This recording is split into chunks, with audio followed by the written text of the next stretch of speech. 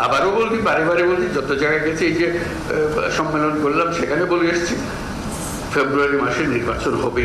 এটা এই সব এই যে ঐক্যমত্য কমিশনের যে সনদ, এটা সনদেরই অংশ, এটার সঙ্গে এটা জড়িত।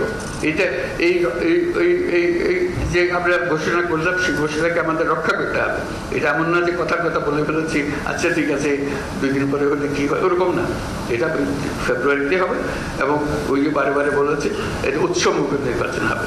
সেই উৎসবমুখর নির্বাচনের জন্য যা যা করতে হয় সবটা আমরা করবো, আমাদের সাধ্যে যতগুলো। এটার সঙ্গে আমরা কোনো কম্প্রোমাইজ করবো না। যে আমাদের কাজ হলো, দায়িত্ব হলো, আপনারা যেরকম সবাই মিলে এই সনদ তৈরি করেছেন, আমাদের সরকারের দায়িত্ব হলো সবাই মিলে উৎসবমুখর নির্বাচনটা করে দেওয়া। তাহলে আমাদের কাজ একটা পরিণতিতে আসলো। তা না হলে তো পরিণত হলো না। আমরা সুন্দর একটা সনদ করলে আমরা গিয়ে বন্ডল করে একটা নির্বাচন করলাম। এই নির্বাচন তো কোনো দরকার নেই আমাদের কাজে। নির্বাচনটাও যেন একটা জুৎস হয়ে গেল, লাক্স হয়ে গেল, যেটা মনে করেন এটা স্বয়ং সম্পূর্ণ একটা জিনিস। এটার সঙ্গে এটা বিচ্ছিন্ন কোনো ঘটনা না।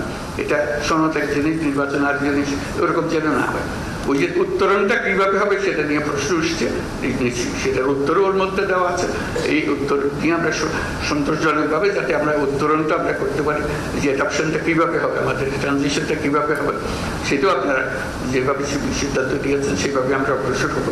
আমাদের পরিপূর্ণ প্রচেষ্টা হবে। আপনারা যত কষ্ট করে এটা রচনা করেছেন, এতজন মিলে কমিশন এবং আপনারা রাতের পর রাত, দিনের পর দিন, মাসের পর মাস যে কষ্টটা করেছেন, সেটা যেন আমরা বাস্তবে রূপান্তরিত করতে পারি নির্বাচনের মাধ্যমে, আমাদের দৈনন্দিন রাজনীতির মাধ্যমে যেন আমরা সেটাকে রূপান্তরিত করতে পারি।